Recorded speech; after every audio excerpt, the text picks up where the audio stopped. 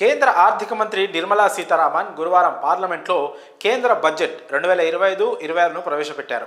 ఈ బడ్జెట్ సామాన్యులకు ఊరటనిచ్చేదిగా చెప్పుకోవచ్చు. మొబైల్, టీవీ, ఎలక్ట్రిక్ వెహికల్స్తో పాటు మరికొన్ని వస్తువుల ధరలు తగ్గనున్నాయి.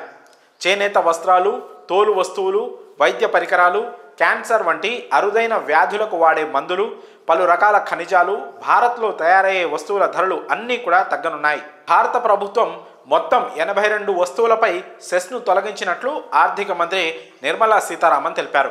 వీటితో పాటు ఈ బడ్జెట్ హైలైట్స్ ఏంటో ఇప్పుడు చూద్దాం. మధ్యతరగతి ఉద్యోగులకు బిగ్ రిలీఫ్ లభించిందని చెప్పుకోవచ్చు. 12 లక్షల వరకు సంపాదనపై ఆదాయ పన్ను ఉండదని ప్రకటించారు. అయితే 12 లక్షలు దాటితే పన్ను విధిస్తారు. 12 నుంచి 16 లక్షల ఆదాయం ఉంటే 15% ఆదాయపు పన్ను, 20 నుంచి 24 లక్షల ఆదాయంపై 20%, 24 లక్షల కంటే ఎక్కువ ఆదాయంపై 30% పన్ను విధిస్తారు. అదేవిధంగా మొబైల్, టీవీ, ఎలక్ట్రిక్ కార్ వంటి వస్తువులు చౌకగా లభించనున్నాయి. 82 వస్తువులపై సెస్ను తొలగించారు.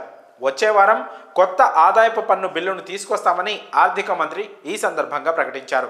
36 క్యాన్సర్ మందులు చౌకగా లభించనున్నాయి. ఇక గిగ్ వర్కర్లకు ఆరోగ్య బీమా కల్పించనున్నారు.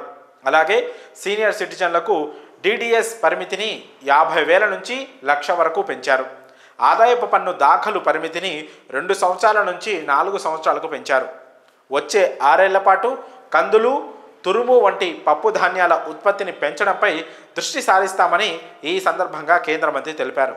కిసాన్ క్రెడిట్ కార్డుపై రుణ పరిమితిని 3 నుంచి 5 లక్షలకు పెంచారు. బీహార్లో మఖానా బోర్డు ఏర్పాటు చేస్తామని, దీనివల్ల చిన్న రైతులు, వ్యాపారులు లబ్ధి పొందనున్నట్లు మంత్రి తెలిపారు. చిన్న పరిశ్రమలకు ప్రత్యేక క్రెడిట్ కార్డులు, తొలి ఏడాది 10 లక్షల కార్డులు జారీ చేస్తామని తెలిపారు. ఎంఎస్ఎంఈలకు రుణ గ్యారంటీ కవర్ను 5 కోట్ల రూపాయల నుండి 10 కోట్లకు పెంచుతున్నట్లు తెలిపారు. 1.5 లక్షల కోట్ల రూపాయల వరకు రుణాలు అందుబాటులో ఉండనున్నాయి. స్టార్టప్ల రుణాన్ని 10 కోట్ల నుంచి 20 కోట్లకు పెంచారు. గ్యారంటీ ఫీజులో కూడా తగ్గింపు ఉంటుంది. ఇక ఈ 2025 కేంద్ర బడ్జెట్లో ఈ పాయింట్స్ను మనం హైలైట్ పాయింట్స్గా చెప్పుకోవచ్చు.